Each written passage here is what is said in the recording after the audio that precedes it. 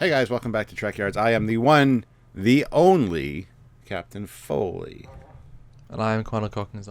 So guys, spoiler warning, just so you guys, if you don't know, if you haven't watched it, you need to watch it. It's interesting. You need to watch. Spoiler warning, don't watch this episode if you haven't seen the Red Angel episode 10. There you go. So the Red Angel turns out to be, dun dun dun, Michael Burnham's mother. So yay for that. However, they had stated earlier that because of a file that Arium had found, it actually showed that Michael Burnham was in fact the Red Angel. So for most of the episode, that's what we thought. That's what we concluded. But it turns out that that's not the case, and that's not really a problem now, is it? Like, what do you think? I think the title of this video kind of says it all. Personally, it was. I mean, it was a narrative thing to have a reveal. You have to have a setup normally, and they set up the expectation it was Michael, so that the reveal was more impressive. Without that reveal, you'd be wondering, well, who is it then? Who is it? Oh, okay. But by doing that twist, it made a twisty twist, and so obviously you're wondering, is the signature of the mental so similar?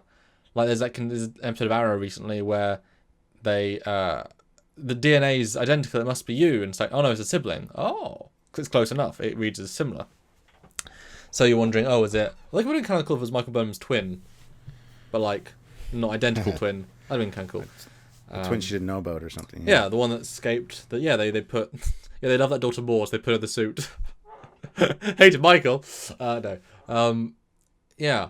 So it's weird because how even would these future AI people who feel like they're the progress of this control entity, right? Which in the normal linear time killed the universe potentially in 2750-ish, right?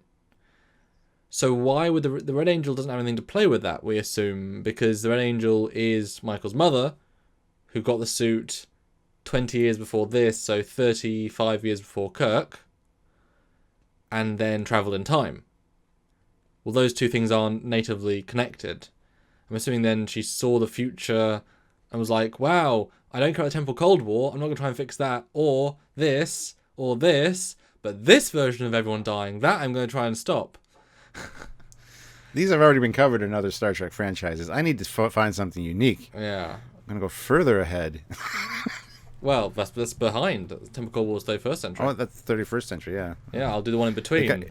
It got corrected. It got corrected, though. So. And so then she wants to stop it. Fine. Or she could just tell stuff. But it doesn't... those two connection points don't quite work. I know I said during a previous video that it might be excellent then if she accidentally created the AI. And then she would feel responsible. Because, Burnham has this massive feel of responsibility for everyone.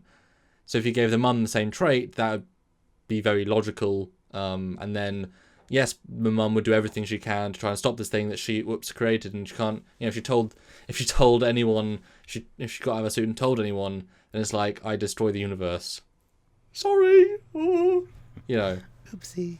And I keep making more and more mistakes as I try and travel in time, and at some point I get captured and they get scans of me. But then at what point do they... Well, this goes into your then theory then. So at what point are they able to capture this time-traveling entity, scan it through its impressive shields? But its shields are only 22nd century technology.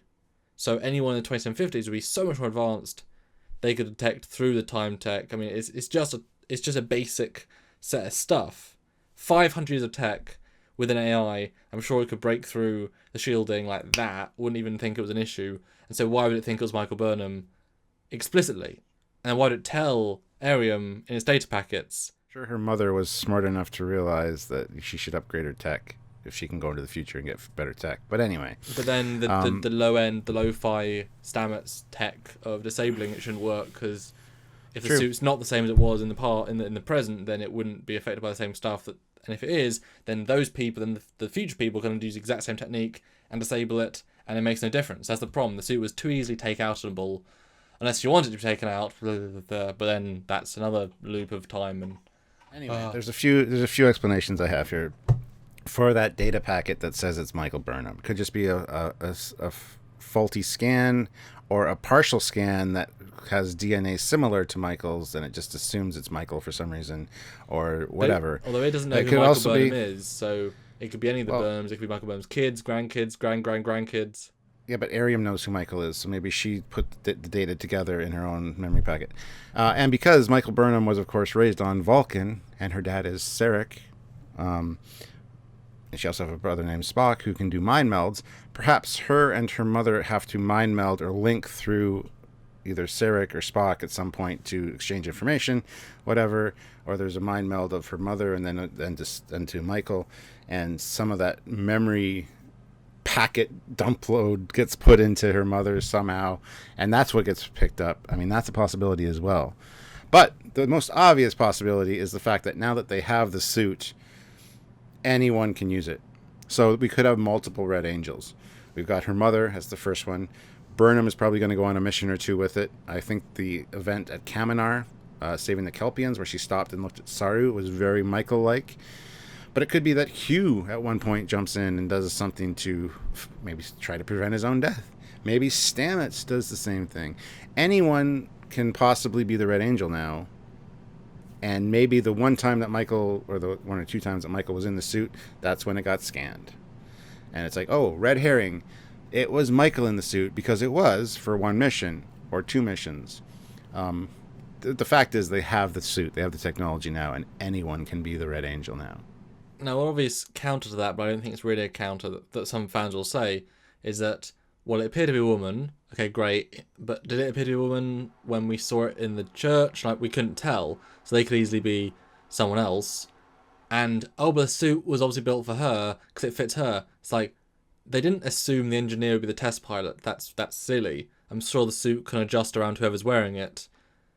I wouldn't think that was an issue. You know, it just gets more snug depending who you are, or less snug. I mean, not necessarily a 300-pound person or a Gorn could fit it, but I mean, I'm sure, the average Starfleet officer could. So I don't think that's an issue per se. But things now they've got a time travel thing. Although I'm sure, maybe, well, again, we don't know when in her personal timeline the mum is from, because she could be from any point. Although since you assume it was the latest point? Because otherwise, why would that iteration of the mum and that point in her own timeline sense Michael's in danger? Because then, like, why wouldn't a first version of her? Why wouldn't a later version of her? Like, that's probably the Doctor Who logic, is that you've got this long timeline now. There's 14 whatever doctors each. Like, there's several audiobooks when someone calls out to a doctor. Well, a doctor picks up the signal. It doesn't have to be. How could you target the one doctor you want? You try and get number 3, you get number 7. Whoops.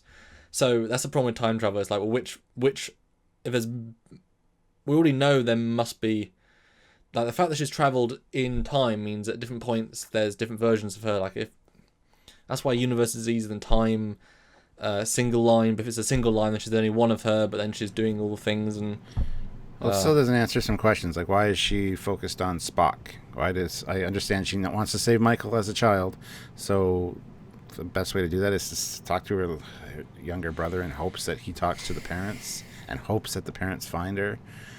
Seems a little contrived, and then of course they've made the point that it has visited Spock before, and multiple times, which makes more sense for Burnham, which I think it could still be Burnham that goes back.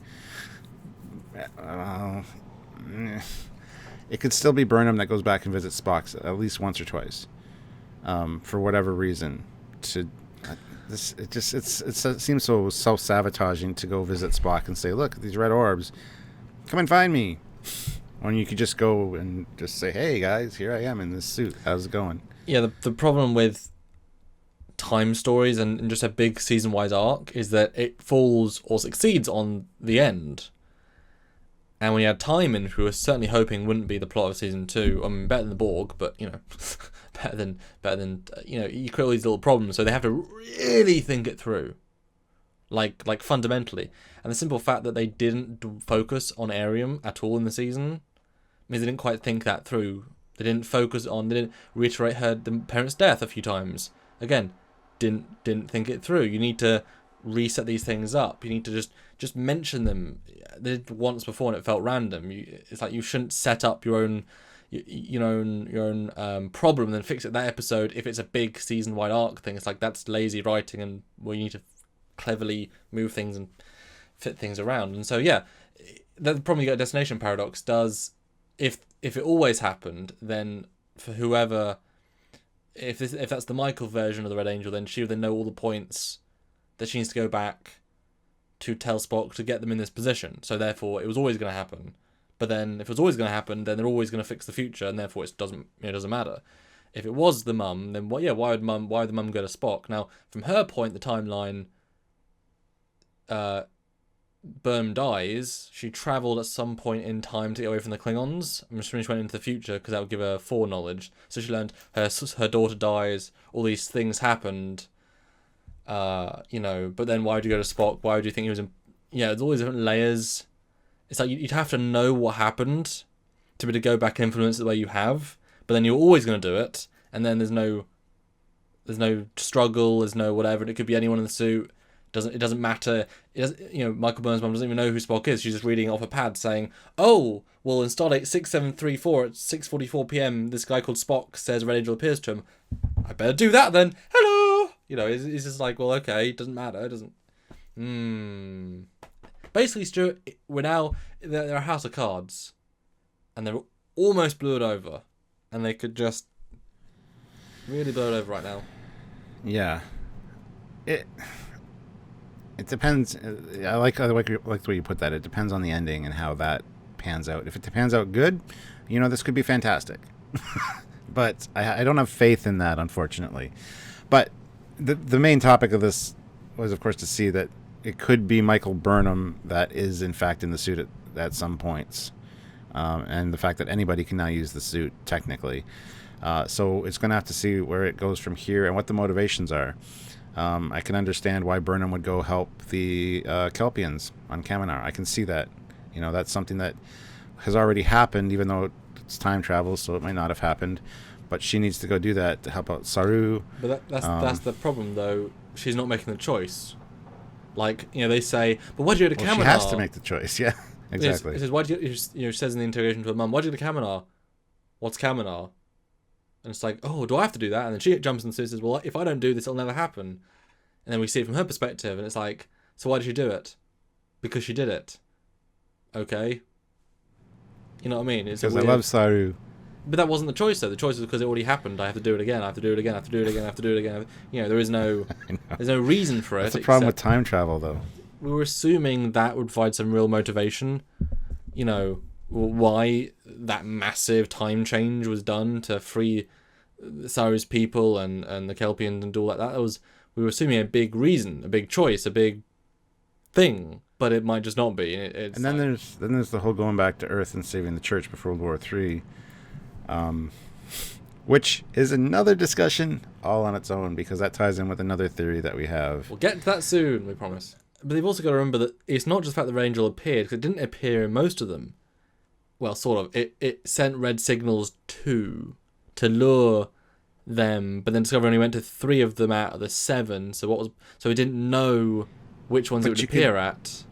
You could assume that those red signals were in fact the wormholes that were generated by the suit. So... But it only appeared in like 2 of them, and then 1 for Burnham herself, and they didn't pick up tachyons that time specifically. Well, actually looking, but they definitely didn't appear... so it created all these other orbs, implying it didn't know which ones it would go to, because it did more than it needed. Unless the Red Angel saved and changed things in those points... It gets more confusing the more you talk about it. So, anyway, guys, we'll see. I mean, they obviously know this is important. They know they're doing this massive, intricate timeline shifting thing, where they can both reset the timeline and fix it and make it more like the original Star Trek, which would be great. This could be the big get out of jail free card. Brilliant. Well, Enterprise had one of those and didn't really use it. So, well, the Enterprise was less direct. They had a war, but yeah, it affected everything. This is like a very specific event. And a cause of an event, it's a lot easier to change and rechange. So anyway, guys, I mean that's our discussion. The fact that anybody could now be the Red Angel because they have the suit in the present time, and it's not tethered to the future where it was. So, and they just know how to use it because they have the tech manual. Well, that and just they built it, they designed it. Like they, I also as a final note on I think that's why they're going to maybe call in the Klingons, and L'Rell's going to come back because they've mentioned that the Klingons were starting to develop time travel tech. That was interesting as well. Yeah, that's another conversation, I think, though. Yeah, but I will say it's probably likely that, you know, again, we've noted how long she's been in that suit. She can leave the suit, or she forced out the suit, but, you know, could she update the suit? You know, can she stop in the 20th century, steal some tech, put some tech on it, improve it? At some point, you assume that should make it only able for her to be used, you know? Like, but then only Burnham could use it, because DNA linking would be a good way of only making sure she could use it as well. But then she saved the daughter, so she never assumed her daughter would come use it, because she saved the daughter the first time, because she was going to die the first time. So, guys, what do you think of our theory? Put your comments. Put your comments down below. We have a few more theories to talk about and discuss, and we look forward to doing those. And hopefully, you will check them out because we love crafting these kind of stories, and we just wish for the best. I know. That's a hint. But anyway, guys, if you want to learn more about our theories and what we think about this kind of thing, by all means hit that notification icon. It notifies you every time we upload. And don't forget to subscribe, of course, and like the video because that all helps out. And don't forget to check out all our various links down below. We've got a lot of cool stuff, a lot of cool Trekyards swag. Yes. And you can access to Eagle Moss ships for a discount because of the Trekyards code. A whole bunch of cool stuff down there, so check it out. Yeah, well, like I say, you can do the Patreon, you can buy shirts via the Everpress, or Teespring. And you can do the Eagle Moss link. There's so many cool things. Just look at the links and support us any way you can, or just one-time donation at trekyards.com. The little things really do make a difference. So thank you. Yes. And of course, don't forget our regular weekly lives as well, where you get to interact with us and tell us your theories and such. Exactly. So, until next time, guys, I'm Captain Foley. And I'm Connor Goggins. Bye, guys. Bye.